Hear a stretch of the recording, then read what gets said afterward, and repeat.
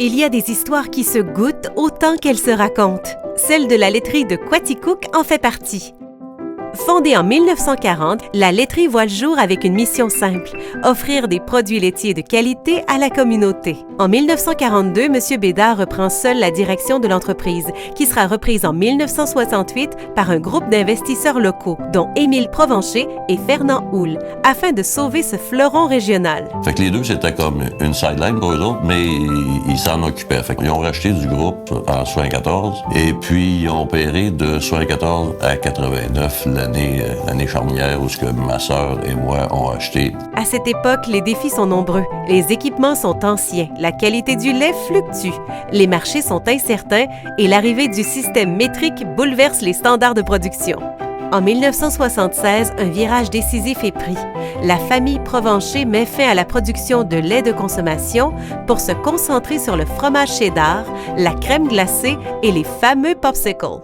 J'étais un des rares Québécois qui a rêvé un jour faire des popsicles de façon industrielle.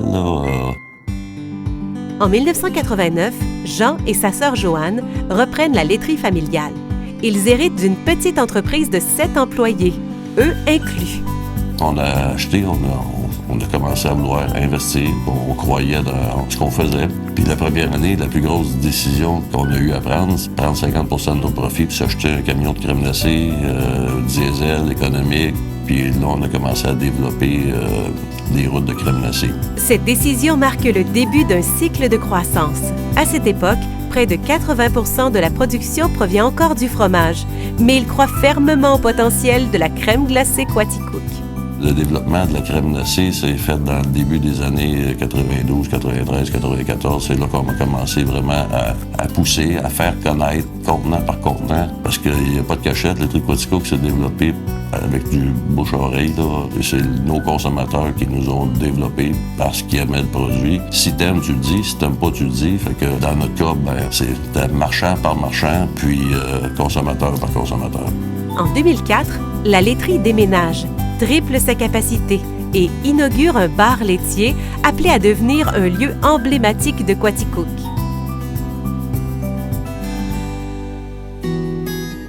Avec le temps, l'entreprise grandit, mais ses valeurs demeurent.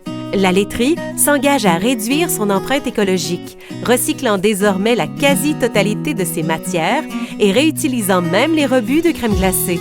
Un bel exemple d'économie circulaire.